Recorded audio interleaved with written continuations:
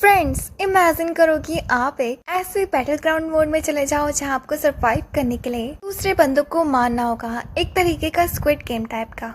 ये एनिमे जितनी ज्यादा फनी है उससे अच्छी इसकी स्टोरी लाइन है। स्टार्टिंग में हमें हमारा मेन कैरेक्टर दिखाया जाता है जिसका नाम अकीरा होता है। जब वो स्कूल से घर वापस आ ही रहा था, वो रास्ते में रेड लाइट की वजह से रुका हुआ था। तभी उसके सामने एक काफी बड़ी वैन आकर खड़ी हो जाती है जिसके अंदर से एक काफी अजीब सा दिखने वाला बंदा बाहर आता है। अकीरा उसे देखकर काफी ज्यादा कंफ्यूज होता है कि क्या यहाँ कोई फैशन शो चल रहा है। आखिर ये बंदा इजिप्ट की मम्मी क्यों बना हुआ है। उसी वक्त अकीरा नोटिस करता है कि उसको 5 सेकंड की टाइमर दिया जा रहा है और दूसरी तरफ वो मम्मी उसकी तरफ आगे बढ़ने लगती है। लेकिन तभी उसी वक्त उसके सामने ट्रक को आकर खड़ा हो जाता है, लेकिन उसे पटक कर अपने रास्ते से साइड कर देता है। अकीरा उसे देखकर काफी ज्यादा डर जाता है और सोचता है कि ये तो मम्मी नहीं बल्कि पापा लग रहा है, और इसके बाद वो उस जगह से भागने लगता है। तभी उसी वक्त वो मम्मी सॉरी पापा अकीरो को इतने जोर से पंच मारता है, लेकिन अकीरो बड़ी आसानी से उसके पंच को डॉज कर लेता है। अच्छी बात तो ये थी कि बगल में ही साइकिल पड़ी हुई थी। वो साइकिल की मदद से उस बंदे से अपना पीछा छुड़ाने लगता है, बट उस बंदे को देखकर नहीं लग रहा था कि वो उसका पीछा छोड़ने भी वाला है। अकीरा तैयार हो जाता है उसका सामना करने के लिए। इसके बाद वो एक काफी पुरानी बिल्डिंग में पहुंच जाता है जहां उसने उस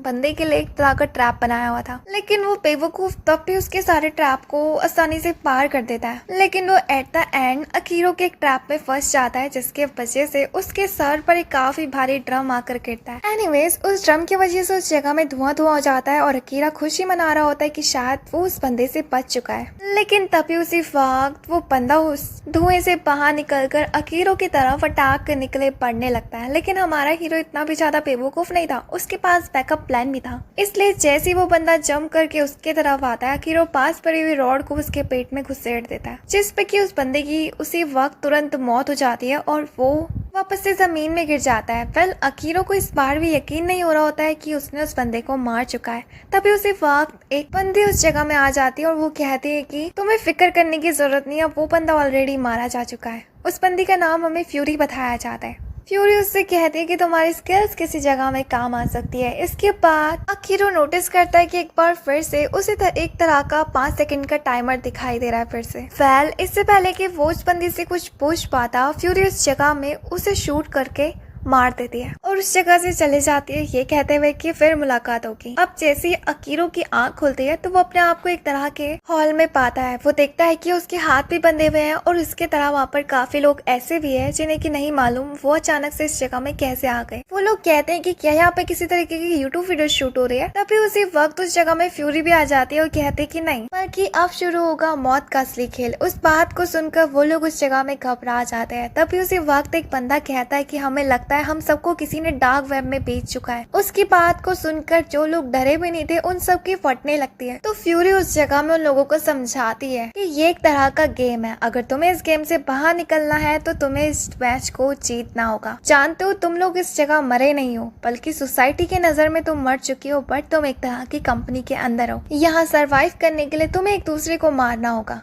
अब इसे तुम स्क्विड गेम समझो या फिर कुछ और। उसी वक्त एक बंदा जो की होता है वो थोड़ा हिम्मत जुटाकर स्टेज में आता है फ्यूरी के पास, और वो सिर्फ इकलौता मर्द था उन सारे लोगों के बीच में से। वो उस जगह में फ्यूरी को धमकाने लगता है, ये कहते हुए कि उन लोगों के पास इतना टाइम नहीं है इस जगह में गेम खेलने का। तो जिस पर फ्यूरी कहती है कि ठीक है, और वो उस जगह में अपने कैनस से उस बंदे को ब्लास्ट कर देती है, जिसे देखकर वो सबके सब लोग डर जाते हैं। फ्यूरी कहती है कि क्या तुम में से भी यहाँ पर किसी लोगों को बाहर जाना है, तो वो लोग डर जाते हैं और वो उस जगह में चुपचाप फ्यूरी की बातों को सुनने लगता है। फ्यूरी उन लोगों को बताती है कि इस गेम के रूल्स के बारे में। इस गेम में तुम सबको अपनी अपनी एबिलिटीज दी जाएगी। हम ये सब कुछ इसलिए तुम लोगों के साथ कर रहे हैं क्योंकि हमारी कंपनी वेपन्स को बना रही है, और वो इससे पहले टेस्ट करना चाहते हैं कि वाकई में क्या ये वेपन्स काम की है या फिर नहीं, और अगर ये वाकई में काम के होंगे तो हम इन्हें मिलिट्री में काफी ज्यादा हाई प्राइस में बेच सकते हैं। इसके बाद वो उन लोगों को ये भी बताती है कि कोई भी मैच शुरू होने से पहले तुम्हें 5 सेकंड का टाइमर दिया जाएगा। उन 5 सेकंड बाद तुम्हारे जो हाथ में ये हथकड़ी बनी हुई है वो ग्रीन हो जाएगी। इसका मतलब कि तुम अपनी एबिलिटीज को यूज कर सकते हो। तभी उसी वक्त उस जगह में एक सुंदर सी लड़की, उसका नाम यूरी होता है, वो उस जगह में फ्यूरी से पूछती है कि आखिर उसने हम लोगों को क्यों चुना। तो फ्यूरी बताती है कि मैंने स्पेशली किसी को नहीं चुना है, बल्कि तुम सबके सब रैंडम पर्सन हो। उसी वक्त उस जगह में एक लड़की स्टेज में पहुंच जाती है। वो फ्यूरी से कहती है कि लगता है काफी ज्यादा लेट हो रहा है, तुम इन सबको इनके रूम्स में भेज दो क्योंकि हम थोड़ी देर बाद बैटल स्टार्ट करने वाले हैं 1 वर्सेस 1 सबके बीच में। अब जिस पर की फ्यूरी तैयार हो जाती है और वो एक ब्लास्ट के साथ वहाँ का दरवाजा तोड़ देती है और उन सबको उनके उनके रूम्स में भेज देती है और कहती है कि तो तुम सबके सब तैयार हो, जाओ जाकर रूम्स में अपनी अपनी एबिलिटीज को चेक करो और उसकी प्रैक्टिस करो। एनीवेज इसके बाद हम अकीरो को उसके रूम में देखते हैं जहाँ पे कि वो अपने सामने पड़ी हुई टेबल को देखता है। वो ये भी देखता है कि अब उसके हाथ खुल चुके हैं। उस टेबल में एक पर्चा लिखा होता है, उसमें इंस्ट्रक्शन थे गेम के रूल्स के बारे में। वेल इसमें यह लिखा था कि एक राउंड तब खत्म होगा जब तुम या फिर अपने ओपोनेंट को हरा दो या फिर खुद मारे जाओ। वेल वो बंदा अगर हार मानता है तो तुम्हें रुक जाना चाहिए। अकीरो उसी के बगल में एक तरह का ब्लैक कलर का कार्ड देखता है। उस कार्ड में उसकी एबिलिटी के बारे में लिखा होता है। तभी उसी वक्त उस जगह में उसे दूसरे कमरे से तोड़ फीड़ की आवाजें सुनाई देने लगती है। तो उसे मालूम पड़ता है कि लगता है सबने ऑलरेडी अपनी एबिलिटीज यूज करना शुरू कर दिया है, जिस पर कि वो काफी ज्यादा डर जाता है। वेल इसके बाद वो अपने ब्लैक कलर के कार्ड को खोलता है। उसके अंदर अपनी एबिलिटी को देखकर वो काफी ज्यादा हैरान होता है क्योंकि उसकी एबिलिटी सबसे ज्यादा बेकार थी। उसे सिर्फ इस जगह में टेलीपैथी दी गई थी। और एक और चीज कि जो भी उसका ओपोनेंट उसकी एबिलिटी के बारे में सोचेगा उसकी एबिलिटी वही बन जाएगी। बट अफसोस जब तक वो बंदा इसके बारे में नहीं सोचेगा तब तक अकीरो के पास उसकी कोई भी एबिलिटीज नहीं है उस बंदे के साथ लड़ने के लिए। वेल अकीरो का फर्स्ट बैटल स्टार्ट होता है जहाँ उसे एक बंदे के साथ लड़ना था। वो उसी क्लासरूम में पहुंच जाता है जहाँ उन दोनों के बीच में मैच शुरू होने वाला है। उस रूम में अकीरो एक गुंडे को नोटिस करता है। वो गुंडा उससे कहता है कि देखो वैसे मुझे बच्चों को मारने का शौक नहीं है, अगर तुम सरेंडर कर देते हो तो मैं तुम्हें बख्श दूंगा क्योंकि मेरी एबिलिटी के सामने कोई भी नहीं टिक पाएगा। वेल उसी वक्त 5 सेकंड का टाइमर स्टार्ट होता है और उन दोनों के हाथ खोल दिए जाते हैं जहां वो बंदा अपनी स्टिक को एक स्वॉर्ड में कन्वर्ट कर देता है और वही उसकी एबिलिटी थी। अकीरो के पास कोई भी एबिलिटी नहीं थी इसलिए वो उसके सारे अटैक से अपने आप को बचा रहा होता है और उसकी तरफ बेंचेस फेंक रहा होता है। लेकिन वो बंदा ऐसे उन टेबल्स और चेयर्स को काट रहा होता है जैसे कि वो उसके लिए ब्रेड हो, जिसे देखकर अकीरा काफी ज्यादा डर जाता है और वो उस रूम से भागने लगता है। लेकिन वो बंदा उसका पीछा करते करते एक स्टोर रूम में पहुंच जाता है जहाँ अकीरा उसके ऊपर आग लगाने की कोशिश करता है लेकिन वो बंदा उसे भी काट देता है, जिसे देखकर अकीरा काफी ज्यादा डर जाता है। लेकिन अब उसके पास डरने का रीजन नहीं था, उसे उस बंदे का सामना तो करना ही होगा। इसलिए वो उस बंदे को अपनी बातों से बहलाने फुसलाने लगता है। वो उससे कहता है कि जानते हो मैं तुम्हारे सामने अपनी एबिलिटी को क्यों नहीं निकाल रहा हूँ, क्योंकि वो काफी ज्यादा स्ट्रॉन्ग है। तुमने फ्यूरी को तो देखा होगा ना कैसे उसने लास्ट टाइम अपने वेपन से उस बंदे को 1 सेकंड में उड़ा दिया था। उसकी बातों को सुनकर वो गुंडा उस जगह में फ्यूरी के इस वाले हाथ के बारे में सोचने लगता है। और वेल यही चीज तो अकीरा को चाहिए भी थी। वो बंदा जैसे अकीरा को उसके कैनस वाले हाथ के साथ इमेजिन करता है, अकीरा के साथ भी वही होता है। उसका हाथ उस कैनस में बदल जाता है और वो उस गुंडे की तरफ शूट कर देता है। अब जिसे देखकर वो बंदा सीधा दीवार में जाकर पटकता है। अकीरा उसकी तरफ बढ़ता है और उसे मारने वाला ही था, लेकिन उससे कहता है कि तुम सरेंडर भी कर सकते हो। अब जिस पर कि उस बंदे के पास कुछ भी नहीं था क्योंकि वो उसकी इस एबिलिटी के सामने नहीं टिक पाता, तो वो बंदा सरेंडर कर लेता है। ये मैच अकीरा जीत चुका था। इसके बाद उसे उसके रूम में ले जाया जाता है जहाँ रास्ते में अकीरा एक लड़की को नोटिस करता है। वेल हमें यहाँ पर उस लड़की को दिखाया जाता है। वो अपने रूम में काफी ज्यादा परेशान हो चुकी थी क्योंकि उसे ये तरह का फालतू गेम नहीं खेलना था और उसे घर जाना था। लेकिन तभी उसी वक्त उसकी टर्न भी आ चुकी थी। अब जिस पर कि वो लड़की ना चाहते हुए भी अपनी एनवलप को खोलती है और उसे ब्लैक कार्ड के अंदर अपनी एबिलिटी को देखती है। वेल उसकी एबिलिटी ये थी कि वो अपनी फिजिकल एबिलिटीज को 2 गुना से भी ज्यादा बढ़ा सकती है और ये एबिलिटी इतनी भी ज्यादा बुरी नहीं। वेल इसी चीज का टेस्ट लेने के लिए वो वॉल पर खींच के पंच मारती है जिसपे कि क्रैक्स पड़ जाते हैं। इसे देखकर वो खुद भी कंफ्यूज होती है। उसी वक्त उसे एक आइडिया आता है और वो अपने रूम के दरवाजों पर खींच के पंच और लात घूसे मारने लगती है। लेकिन इस चीज से उस दरवाजे को खरोच तक भी नहीं आती है, जिस पर कि वो लड़की उदास हो जाती है और सोचने लगती है। हमें यहाँ मालूम पड़ता है कि इस लड़की की एक छोटी बहन भी है घर में। वेल इसके बाद यूरी का नाम अनाउंस होता है, यानी कि उसकी चांस आ चुकी है। जैसे ही वो अपने ओपोनेंट के सामने खड़ी होती है तो वो देखती है कि वो बंदा कितना ज्यादा अजीब सा है और उसने बस कच्चा बंडी पहना है। उसे देखकर यूरी काफी ज्यादा हैरान होती है क्योंकि वो अजीब अजीब से मुंह बनाया जा रहा था। उस बंदे की एबिलिटी ये थी कि उससे काफी ज्यादा बदबू आती है और वो इतना ज्यादा अगली है कि उसे देखकर उसका सामने वाला बंदा डायरेक्ट मारा जाता है। वेल वो यूरी की तरफ बढ़ने लगता है, जिसे देखकर यूरी काफी ज्यादा घबरा जाती है, लेकिन वो उसे खींच कर लात मारती है, लेकिन वो बेवकूफ अभी भी बच जाता है। वेल वो यूरी से कहता है कि तुमसे काफी अच्छी खुशबू आती है और तुम दिखने में भी बहुत ज्यादा सुंदर हो, बट अफसोस शायद तुम मेरी अगली एबिलिटी के सामने टिक भी नहीं पाओगे। यूरी काफी ज्यादा घबरा जाती है कि आखिर इस बंदे के पास इसकी दूसरी एबिलिटी है क्या। तभी उसी वक्त वो बंदा उस जगह में अपनी चड्डी उतार देता है, जिसे देखकर यूरी और भी ज्यादा डर जाती है।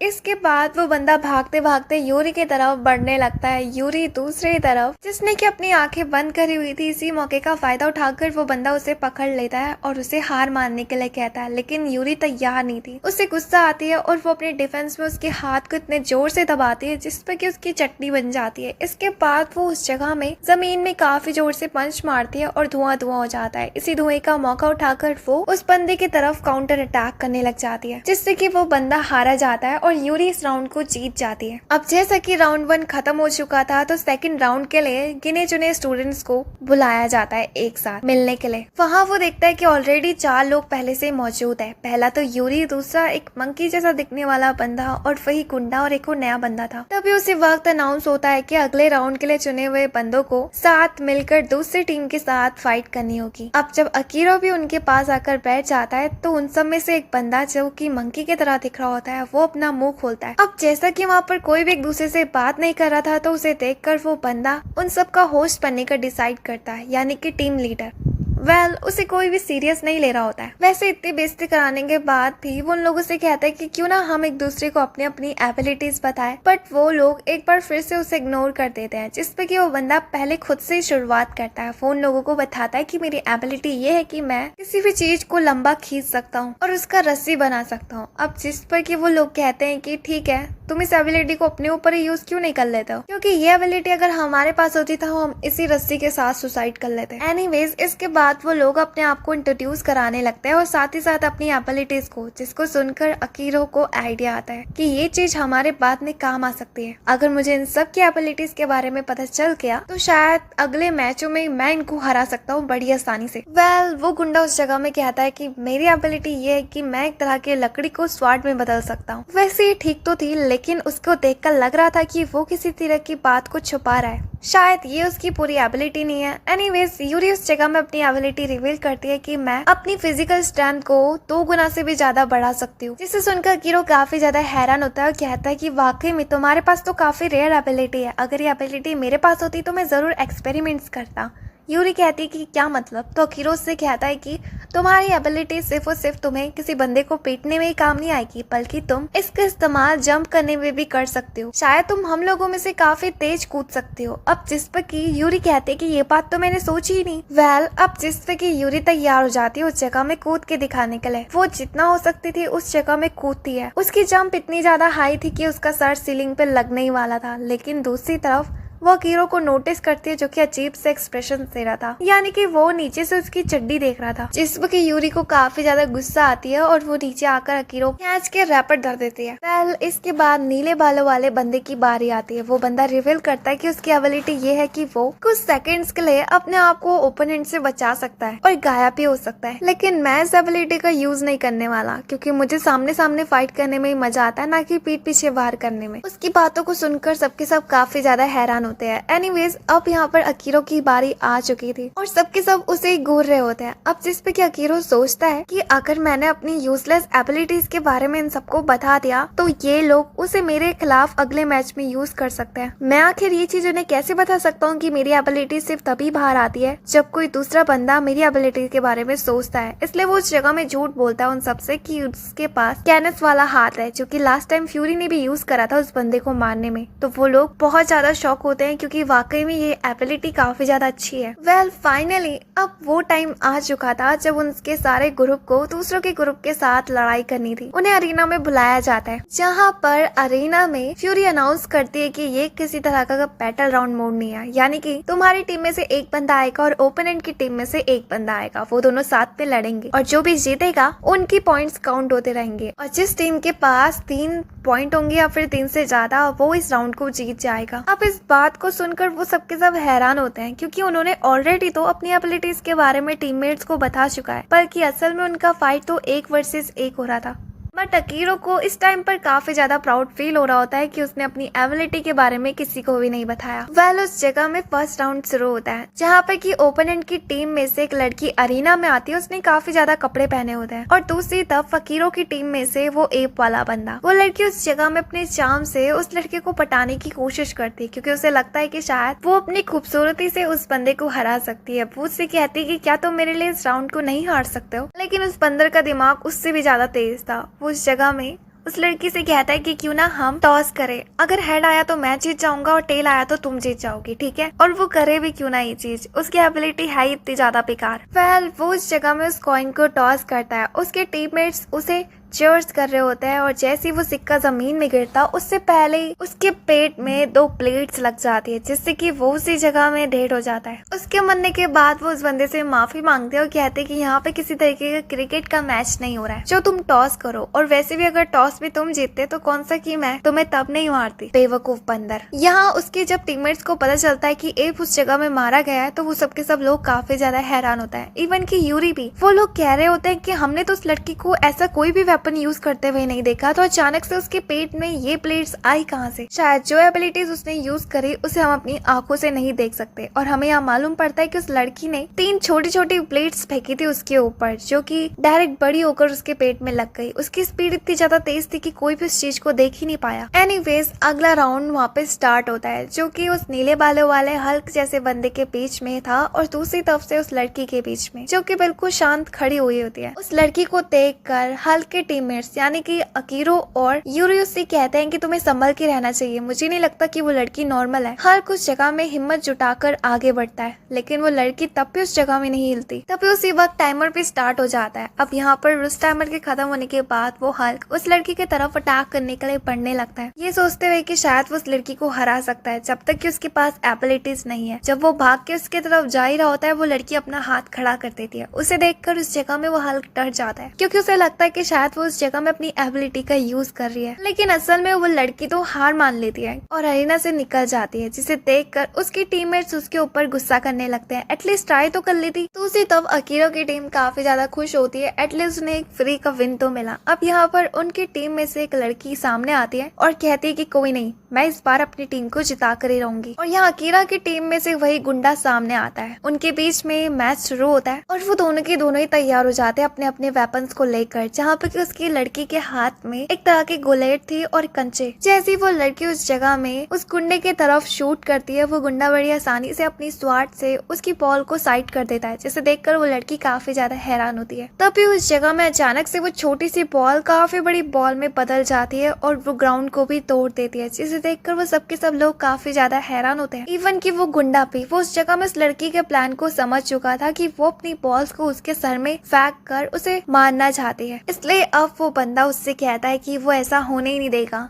क्योंकि वो किसी भी बॉल को उसके नजदीक नहीं आने देगा। इसके बाद वो अपनी स्वाट को बनाकर तैयार हो जाता है। वेल वो लड़की एक बार फिर से उसकी तरफ अपना कंचा फेंकती है, लेकिन एक बार फिर से वो गुंडा उसको भी साइड कर देता है। अब जिसे देखकर वो लड़की उस जगह में डर जाती है क्योंकि अगर ऐसा ही हुआ तो वो इस बंदे को कभी नहीं हरा पाएगी। इसलिए वो अपने पास से 3 मार्बल्स को पकड़कर एक साथ उसकी तरफ फेंक देती है, लेकिन वो बंदा बड़ी आसानी से उन तीनों को ही अपने से दूर कर लेता है। उसी मौके का फायदा उठाकर वो लड़की अचानक से उसकी तरफ एक और मार्बल फेंक देती है जो कि सीधा उसके मुंह की तरफ गिरने वाला ही था, जिसे देखकर वो बंदा अपने आप को बचाने के लिए अपनी स्वाट से उस मार्बल के 2 टुकड़े कर देता है। उसे देखकर वो सबके सब लोग काफी ज्यादा हैरान होते हैं। इवन कि अकीरो भी, उसे मालूम पड़ता है कि असल में उस गुंडे की यही असली एबिलिटी थी कि वो कितनी भी स्ट्रॉन्ग चीज को अपनी स्वाट से काट सकता है बड़ी आसानी से। इस एबिलिटी को देखकर वो लड़की तो अब और भी ज्यादा डर जाती है, लेकिन वो अपनी टीम को हारता हुआ भी नहीं देखना चाहती थी, इसलिए वो अपने पास पड़े जितने भी मार्बल्स होते हैं उसकी तरफ फेंक देती है। लेकिन वो गुंडा उसके सारे मार्बल से अपने आप को बचा लेता है, बट अफसोस वो नोटिस करता है कि वो उन मार्बल्स के बीच में फंस चुका है, यानी कि अब वो कुछ नहीं कर सकता इस जगह से बाहर निकलने का। अब जो भी करेगी वो लड़की करेगी। वो लड़की भी उस जगह में खुश हो रही होती है क्योंकि अगर वो एक भी बॉल फेंकेगी तो वो बंदा मारा जाएगा क्योंकि उसके पास भागने का तो चांस है ही नहीं। वो लड़की अपने पास बचा हुआ लास्ट मार्बल उस गुंडे की तरफ फेंकती है, लेकिन वो गुंडा बड़ी आसानी से उसे काट देता है 2 टुकड़ों में। लेकिन यही सिर्फ एंड नहीं था, बल्कि उस लड़की के पास लास्ट मार्बल अभी भी बचा था और उसने झूठ बोला था सबसे। वो उस मार्बल को लेकर उस बंदे की तरफ निशाना मार ही रही होती है। उसी वक्त उसकी कुलेर का रस्सी टूट जाता है और उसकी बॉल साइड में जाकर गिर जाती है और वेस्ट हो जाती है। अब जिसे देखकर वो गुंडा उस जगह में हंसने लगता है और कहता है कि ये सब कुछ मैंने ही करा था। मैंने अपनी लकड़ी को 2 हिस्सों में तोड़ दिया था और एक छोटे से नाइफ से तुम्हारी उसकी रस्सी काट दी थी। अब सरेंडर कर दो क्योंकि तुम कुछ नहीं कर सकती। जिसकी बातों पर वो लड़की उस जगह में हंसने लगती है और कहती है कि बेवकूफ गवार तो तुम हो, नीचे देखो। अब जैसे ही वो गुंडा नीचे देखता है तो उसे मालूम पड़ता है कि वो मार्बल घूमते घूमते उसी के पैरों के सामने आ गया है और वो अचानक से बड़ा हो जाता है, जिस पर कि उस जगह में उसका आमलेट बन जाता है और वो उस जगह में बेहोश हो जाता है और वो लड़की उस मैच को जीत जाती है। अकीरो अपने दोस्त को अपने बगल में ले आता है और कहता है कि भाई मैं तेरे दुख को समझ सकता हूँ। इस मैच के लिए तुमने अपनी कुर्बानी दी, उसे हम याद रखेंगे। अब इसके बाद इस जगह में अकीरो की चांस आ चुकी थी और अगर अकीरो ने ये मैच नहीं जिताया तो उनका जीतने का कोई भी फायदा नहीं होगा, उसे मैच जीतना ही होगा, नहीं तो ये कंपनी के लोग हमें मार देंगे, ये यूरी कह रही होती है उससे। लेकिन अकीरो कहता है कि मुझे नहीं लगता, अगर कंपनी को हमें मारना ही होता तो वो खुद से ही हमें कब का मार देती। और अच्छी बात तो ये भी है कि हम में से जो भी लोग इंजर्ड हो रहा है गेम के दौरान, ये कंपनी उनका इलाज भी करा रही है और हमारा काम सिर्फ यही है कि हमें जीतना होगा। वो अपने ओपोनेंट के सामने खड़ा होता है, दूसरी तरफ उसका ओपोनेंट तो भीगी बिल्ली की तरह डर रहा होता है, क्योंकि उस बंदे को पता नहीं क्या लग रहा होता है कि अकीरो के पास कौन सी एबिलिटी है। लेकिन अकीरो क्योंकि अपनी एबिलिटी को बाहर नहीं निकाल रहा होता है, क्योंकि उसके दोस्त भी उसकी एबिलिटी के बारे में नहीं सोच रहे होता है और ना ही वो बंदा। वो यहाँ पर अपने दोस्त उस गुंडे से कहता है कि अब मैं अपनी एबिलिटी की क्या ही तारीफ करूँ, तुम्हें तो मालूम होगा है ना, लास्ट टाइम मैंने तुम्हें फोड़ते फोड़ते जो छोड़ा था। उसकी बातों को सुनकर वो बंदा डर जाता है और उसी वक्त उस जगह में अकीरो का हाथ वापस से कैनस में बदल जाता है और वो एक जोरदार शूट करता है उसकी तरफ, जिसे देखकर उस बंदे की तो फटती फटती है और यहाँ पर जो अकीरो का ओपोनेंट होता है उसे हार्ट अटैक आ जाता है। वेल उसे हराने के लिए अकीरो उस जगह में उसकी तरफ शूट करता है, जिस पर कि वो बंदा डर के मारे जमीन में अपना हाथ टेक देता है, जिस पर कि उस बंदे को कुछ भी नहीं होता अकीरो के अटैक की वजह से। इवन कि अकीरो का जो कैनस होता है वो एक बार फिर से गायब हो जाता है। लेकिन अकीरो को कुछ भी समझ में नहीं आता, वो एक बार फिर से अपने कैनस को बाहर निकालता है और उस बंदे की तरफ 2-3 बार शूट करता है, लेकिन वो बंदा फिर से उसके अटैक की वजह से बच जाता है। यानी कि अगर ऐसा ही चला तो अकीरो उसे कभी नहीं हरा पाएगा। वो उस बंदे के तरफ अपना जूता फेंक के मारता है उसके मुंह पे और उसके पीछे आकर उसे उसके दोनों हाथ खड़े करने के लिए कहता है। और यहाँ अकीरो हमें बताता है कि असल में इस बंदे की एबिलिटी यही है कि वो जैसे ग्राउंड को छूता है तो उसके ऊपर कोई भी अटैक नहीं होता, और ये बात तो उस बेवकूफ को खुद ही नहीं मालूम। एनीवेज अब जैसे कि उस बंदे ने सरेंडर कर चुका था तो अकीरो उस मैच को जीत जाता है। वो नीचे आकर अपने दोस्तों को बताता है कि ये बंदा तो खुद भी नहीं जानता कि उसकी एबिलिटी है क्या। अगर ये एबिलिटी तुम्हारे पास होती तो तुम जरूर किसी भी बंदे को बड़ी आसानी से हरा सकते थे। वेल इसके बाद यूरी को बुलाया जाता है अरीना में और उसका ओपोनेंट भी उस जगह में आ जाता है। अपने ओपोनेंट को देखकर यूरी को काफी ज्यादा गुस्सा आती है, मानो कि वो उससे पहले भी मिल चुकी है। वो अपने दोस्तों को बताते कि ये बंदा और कोई नहीं बल्कि वही है जिसकी वजह से आज मैं इस जगह में फंसी हूँ, मैं इस कमीने को छोड़ूंगी नहीं। अब जैसे उन दोनों की दरमियान फाइट शुरू होती है, हम देखते हैं कि यूरी काफी ज्यादा गुस्से में आकर एक पंच में ही उसको ठिकाने लगा देती है और वो उस राउंड को जीत भी जाता है। तभी उस जगह में फ्यूरी आकर अकीरो की टीम को विनर घोषित कर देती है और उन लोगों की आंखों में पट्टी बांधकर उन सबको एक अलग ही जगह में ले आती है, जहाँ वो उन सारे मेंबर्स से कहते हैं कि बस तुम लोगों का सफर यहीं तक ही था, अब तुम सबको अपने अपने रास्ते में जाना होगा। जिस पर कि वो लोग एक दूसरे को गुड बाय कहने लगते हैं और अपनी अपनी जर्नी के लिए निकल पड़ते हैं। अकीरा जब अपने रूम में आता है तो उसे वहाँ पर अपना एक सेल फोन दिखाई देता है और वो इस सेल फोन में यूरी की इंस्टा आईडी ढूंढ रहा होता है। तभी उसी वक्त अकीतो को ऑर्डर दिया जाता है कि उसे 30 मिनट के अंदर अंदर रेडी होना होगा, क्योंकि उसे ब्लॉक ए में जाकर एनिमीज को मारना होगा और जो जितने ज्यादा एनिमीज मारेगा उसे इतने ही पॉइंट्स मिलेंगे। अब जिस पे कि अकीरा जब दरवाजा खोल के बाहर आता है तो वो असल में एक तरह का जंगल था, लेकिन वो जंगल भी उस कंपनी के अंदर ही रिजर्व था, यानी कि वहाँ चारों तरफ सीसीटीवी कैमरास लगे होते हैं। उसकी नजर एक दूसरे पेड़ में जाती है जहाँ पे कि ब्लॉक ए लिखा होता है। अब जिस पे कि अकीरा उस जगह में भागने लगता है बंदों को ढूंढने के लिए, लेकिन तभी अचानक से एक बंदा ऊपर से कूदकर उसके सामने आकर खड़ा हो जाता है। वो अकीरा से कहता है कि वो यहाँ बंदों को ही ढूंढ रहा था, अच्छा हुआ कि तुम आ गए। अब जिस पे कि अकीरा उसके साथ लड़ने के लिए तैयार हो जाता है, लेकिन वो बंदे अपने हाथ खड़ा कर देता है, ये कहते हुए कि वो यहाँ पर लड़ने नहीं आया है, बल्कि मैं तुम्हें अपने ग्रुप के साथ जोड़ना चाहता हूँ। जिस पर कि अकीरा काफी ज्यादा हैरान होता है। इससे पहले कि वो जान पाता, उस जगह में यूरी भी भागते भागते आ जाती है। उसके पीछे 4 मेंबर्स पड़े होते हैं रेड ग्रुप के। यूरी अकीरो के पास आती है और कहती है कि मुझे समझ में नहीं आ रहा कि आखिर ये सबके सब मेरे पीछे क्यों पड़े हुए हैं। लेकिन वो बंदे उस जगह में बताते हैं कि हम सबका काम ही तो यही है, एक दूसरे को मार कर पॉइंट्स इकट्ठा करना। वो यहाँ पर जैसे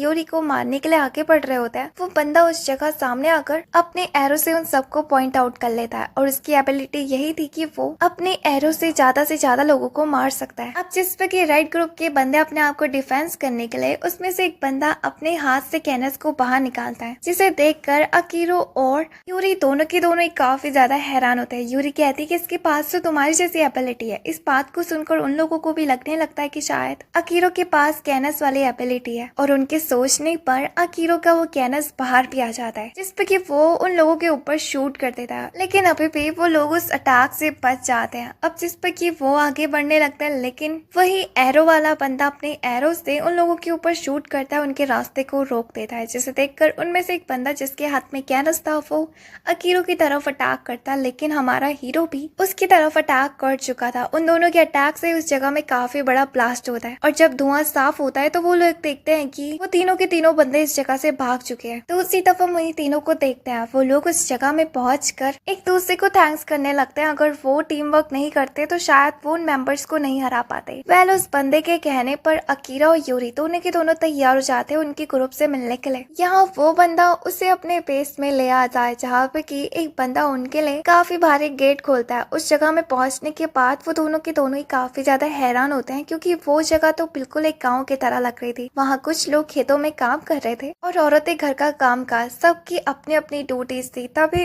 एक छोटी सी बच्ची अपने हाथ में छोटा सा बच्चा लेकर उस लड़के के पास आती है। अब जिस पे कि वो बंदा उस बच्चे के साथ खेलने लगता है। अकीरा उस जगह में उस बंदे से पूछता है कि ऐसे इस बच्चे के हाथ में हथकड़ी क्यों नहीं है, जिस पे कि वो लड़का, उसका नाम गोल्डन होता है, वो कहता है कि इस बच्चे की मॉम जब इस जगह में आई थी वो उस टाइम पे प्रेग्नेंट थी और उसका जन्म इसी जगह में हुआ है, और जब तक मैं हूँ उसकी माँ को और इस बच्चे को कुछ भी नहीं होने दूंगा। वैसे वो उससे कहता है कि चलो मैं तुम्हें अंदर भी दिखाता हूँ। वो उसे वेयर हाउस में ले चलता है। उससे कहता है कि थोड़ी देर यहाँ पे इंतजार करो जब तक कि ग्रुप के लीडर तुम्हें मिलने से नहीं बुलाते हैं, और ये कहते हुए वो उस जगह से चले जाता है अंदर। दूसरी तो बाहर अकीरा जो कि यूरी से कहता है कि मुझे लगता है ये ग्रुप वाकई में काफी ज्यादा स्ट्रॉन्ग है और यहाँ का लीडर भी जरूर होगा, क्योंकि वो वीक लोगों की मदद कर रहा है जिन्हें सहारे की सबसे ज्यादा जरूरत है। उसी वक्त वो ग्रुप का लीडर उन दोनों को बुलाता है, और जैसे वो लोग अंदर जाते हैं तो वो देखते हैं कि वो ग्रुप का लीडर एक बूढ़ा आदमी है। उस बंदे का नाम शीरा होता है। वो उन दोनों का शुक्रिया अदा करता है कि उन्होंने उसके ग्रुप के एक मेंबर की जान बचाई, यानी कि गोल्डन की। लेकिन अब जैसे कि तुमने हमारे ग्रुप को ज्वाइन कर चुका है तो तुम्हें अब चिंता करने की जरूरत नहीं है, तुम्हें हमारे साथ ही रहना होगा और हम लोग साथ मिलकर अपना बेस्ट देंगे। वो अकीरा से कहता है कि मैं काफी ज्यादा खुश हूँ कि तुम्हारे पास कैनस वाली एबिलिटी है। अब उसकी बात को सुनकर अकीरा उस चीज में एग्री होता है। तो गोल्डन और शीरा दोनों के दोनों काफी ज्यादा खुश होते हैं कि अब उनकी टीम वीक नहीं है बिल्कुल भी। अब उनके ग्रुप में सारे के सारे पावरफुल मेंबर्स है जो कि कमजोर लोगों को बचा सकेंगे। इसके बाद शीरा यूरी से कहता है कि तुम्हारे पास किस तरीके की एबिलिटी है। तो यूरी बताती है कि मैं अपनी फिजिकल स्ट्रेंथ को 2 गुना से ज्यादा बढ़ा सकती हूँ। उस बात को सुनकर शीरा और गोल्डन दोनों के दोनों काफी ज्यादा शॉक होते हैं, क्योंकि ये वाकई में बहुत ज्यादा रेयर एबिलिटी है अकीरा के सामने तो बहुत ही ज्यादा। और वो इसके बाद गोल्डन के ऊपर काफी ज्यादा खुश होने लगता है और उसे शाबाशी देता है कि वो अपने ग्रुप के लिए ऐसे 2 बंदों को लेकर आया है जो वाकई में काफी ज्यादा पावरफुल है, और अब हम सबके साथ मिलकर इस राउंड को जीत जाएंगे। इसके बाद वो उन दोनों को भी इस राउंड के बारे में बताते हैं कि हमें यहाँ पर सबसे ज्यादा एनिमीज को मारकर पॉइंट्स इकट्ठा करने होंगे, और सबके पॉइंट्स उनके स्मार्टफोन में शो होंगे, और जिसके भी पॉइंट्स 1000 तक पहुंच जाएंगे उस बंदे को अगले लेवल में भेज दिया जाएगा। और इस चीज का एक और फायदा है, तुम अपने पॉइंट्स से कुछ भी चीज खरीद सकते हो, जैसे कि खाना पीना और मेडिसिन वगैरह भी। और इसके बाद वो उन दोनों को इस जगह में रेड टीम की असली सच्चाई के बारे में उन लोगों को बताने लगता है, ये कहते हुए कि इस लेवल में हम लगभग अपने ग्रुप में 4 तक बंदे को जोड़ सकते हैं। लेकिन रेड टीम ने इसका गलत फायदा उठाया, उसने सारे मेंबर्स को अपने ग्रुप में ज्वाइन कर दिया जितने भी पावरफुल थे, इसलिए उनका ग्रुप भी पावरफुल हो चुका है। वो इस लेवल से आगे ही नहीं बढ़ना चाहते हैं, इसलिए वो यहाँ पर जितने भी कमजोर लोग पहुँचते हैं उन्हें अपना नौकर बना देते हैं किडनैप करके, और वो चाहते हैं कि वो हमेशा से यहीं पर ही रहे। वैसे मुझे उनके पूरा मकसद तो नहीं पता, बट इतना जरूर पता है कि आने वाले समय में हमारी लड़ाई उनकी टीम के साथ जरूर होगी और उसके लिए हमें स्ट्रॉन्ग बनना होगा। यूरी को याद आता है कि शायद वो लोग मुझे भी किडनैप करने की सोच रहे होंगे। इसके बाद वो तैयार हो जाती है शीरा उसके ग्रुप का साथ देने के लिए। अकीरा ग्रुप ज्वाइन करने के लिए तैयार हो जाता है सिर्फ एक ही शर्त में। वो देखना चाहता था कि वाकई में क्या इस ग्रुप का लीडर सच में पावरफुल है भी या फिर नहीं। उस बात को सुनकर वो सबके सब लोग काफी ज्यादा हैरान हो जाते हैं। दूसरी तरफ अकीरा अपने कैनस को बाहर निकालने के लिए अपने हाथ को शीरा की तरफ पॉइंट कर देता है, जिसे देखकर वो दोनों के दोनों ही डर जाते हैं। यूरी उसे मना करती है कि आखिर वो क्या कर रहा है, उसका दिमाग तो सही है। यहाँ पर अकीरा देखता है कि वो चाह कर भी अपने हाथ से कैनस को बाहर नहीं निकाल पा रहा। इसका मतलब कि शीरा उसकी बातों पर यकीन नहीं कर रहा कि वाकई में उसके ऊपर कैनस है भी या फिर नहीं। उसी वक्त यूरी उसे मना कर रही होती है और उसके वजह से अकीरा के हाथ में कैनस आ जाता है, जिसे देखकर शीरा उससे कहता है कि है अगर तुम्हारे पास दम तो मेरी तरफ शूट करके दिखाओ। अकीरा उसकी तरफ शूट करता है और वो दोनों के दोनों ही काफी ज्यादा शॉक होते हैं। जब उस जगह से धुआं हटता है तो वो लोग काफी ज्यादा हैरान होते हैं कि शीरा अभी भी जिंदा है, उसे उसकी कैनस के अटैक से कुछ भी नहीं हुआ। इसके बाद शीरा यहाँ पे अकीरा से पूछता है कि क्या तुम अब भी मानते हो कि मैं पावरफुल हूँ या फिर नहीं, जिस पर कि अकीरा तैयार हो जाता है कि वाकई में तुम इस ग्रुप के लीडर बनने के लायक हो और मैं तुम्हारे ग्रुप को ज्वाइन करता हूँ। दूसरी तरफ यूरी यहाँ पे अकीरा को पकड़ कर हिलाने लगती है, कहती कि तुम्हारा दिमाग तो ठीक है, तुम्हारी हिम्मत कैसे हुई इसके ऊपर अटैक करने की। उसी वक्त उस रूम में एक लेडी आ जाती है और वो यहाँ पे शीरा को बताती है कि कुछ नए मेंबर्स हमारे ग्रुप को ज्वाइन करना चाहते हैं, लेकिन उनके रहने के लिए हमारे पास ज्यादा जगह नहीं है और शायद आज रात के लिए रूम्स भी कम पड़ रहे हैं। जिस पे कि अकीरा कहता है कि हाँ इसमें क्या बड़ी बात है, मैं यूरी के साथ सो जाऊंगा।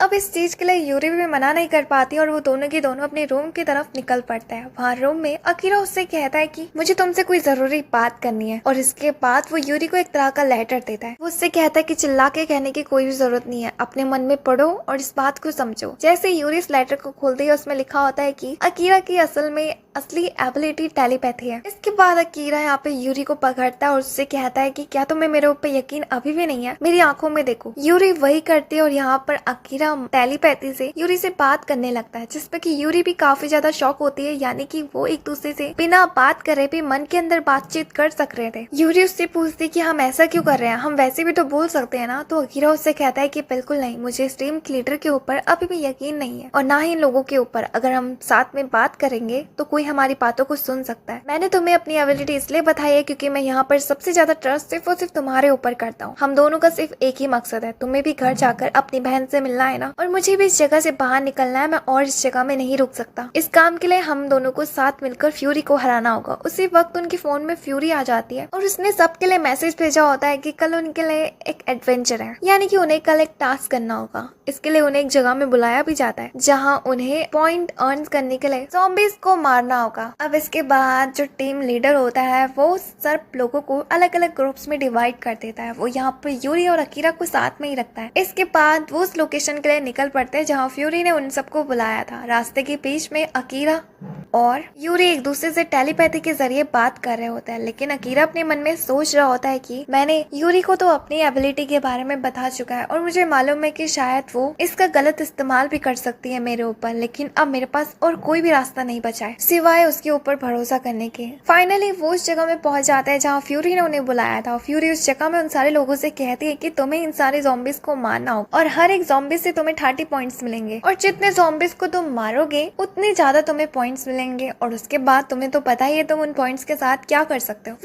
इसके बाद उस जगह में उनकी फाइट को स्टार्ट किया जाता है और वो सबके सब ज़ॉम्बीज़ उन इंसानों के ऊपर अटैक करने लगते हैं। हाँ, शीरा के ऊपर वो ज़ॉम्बी अटैक करता है, लेकिन शीरा उस जगह में चुपचाप खड़ा रहता है क्योंकि वो उसके अटैक को एब्सॉर्ब किए जा रहा था। और दूसरी तरफ एक दूसरा मेंबर ज़ॉम्बी को पटक पटक कर मार देता है। उस जगह में सबके पास उनकी अलग अलग एबिलिटीज होती है और सबके साथ मिलकर उस जगह में काफी अच्छा प्रदर्शन कर रहे होते हैं। तभी उसी वक्त अकीरा की तरफ एक ज़ॉम्बी अटैक कर देता है, लेकिन अकीरा उसे अपने कैनस से उड़ा देता है। अकीरा उस जगह में नोटिस करता है कि ये लोग तो बिल्कुल उसी बंदे की तरह दिख रहे हैं जिससे कि उसका एनकाउंटर पहले हुआ था। एनीवेज दूसरी तरफ सबके सब अपनी अपनी एबिलिटीज का यूज कर रहे होते हैं और हम देखते हैं कि उनके पास किस किस तरीके की एबिलिटीज है। जब वो लोग साथ मिलकर उन ज़ॉम्बीज़ को मार ही रहते हैं तभी उनकी की नजर दूसरी पहाड़ी की तरफ जाती है। वहाँ पर रेड ग्रुप के लीडर्स खड़े होते हैं। कुछ ज़ॉम्बीज उनके भी तरफ आकर अटैक करता है, लेकिन वो बड़े आसानी से उनको खत्म कर देता है। अब यूरी उससे कहती है कि हम उन लोगों से क्यों डर रहे हैं, इस गेम का तो रूल ही यही था कि हम दूसरे इंसानों को नहीं मार सकते हैं। जिस पर कि शीरा उससे कहता है कि उन लोगों को बिल्कुल भी फर्क नहीं पड़ता, वो सिर्फ इस जगह में हमारी एबिलिटीज को देखने के लिए आए हैं जो कि हमारे लिए खतरा बन सकता है। वो अपने लोगों को कहता है कि चलो वापस चलते हैं, लेकिन तभी उसी वक्त शीरा की नजर उन लोगों के ऊपर जाती है जहाँ रेड ग्रुप्स के मेंबर्स ने कमजोर लोगों को किडनैप करा हुआ था। आधे तो उनके घर के ही थे जिन्हें कि उन्होंने गैर मौजूदगी में किडनैप करा था। वो रेड ग्रुप के मेंबर उन लोगों को ज़ॉम्बीज के आगे भेज रहे थे, जिसपे कि ज़ॉम्बीज बड़ी आसानी से उन सबको बेरहमी से मारने लगे थे। अब इसे देखकर शीरा उस जगह में काफी ज्यादा गुस्सा हो जाता है उन लोगों के ऊपर, और वो अपने लोगों को छोड़ के भी तो नहीं जा सकता था। अकीरा और यूरी उस जगह में उस लड़की को भी नोटिस करते हैं जिसे कि उन्होंने पहले भी देखा था, और बेचारी वो भी उस जगह में उनके हाथों में थी। उससे पहले कि उसे ज़ॉम्बीज मार देते, अकीरा और यूरी उसे बचा लेते हैं। फ्यूरी को अभी भी इस चीज में मजा नहीं आ रहा होता है, इसलिए वो उस जगह में काफी बड़े मॉन्स्टर वाले ज़ॉम्बी को छोड़ देती है, जो कि आते ही उस जगह में सारे लोगों को मारने लगता है। उन लोगों को बचाने के लिए जो पावरफुल वाले लोग होते हैं वो अपने आप को सेक्रीफाइस करने के लिए तैयार हो जाते हैं, लेकिन वो तब भी उस बंदे के सामने कुछ भी नहीं थे। अकीरा उस जगह में अपने कैनस से उसको ब्लास्ट करने की कोशिश करता है,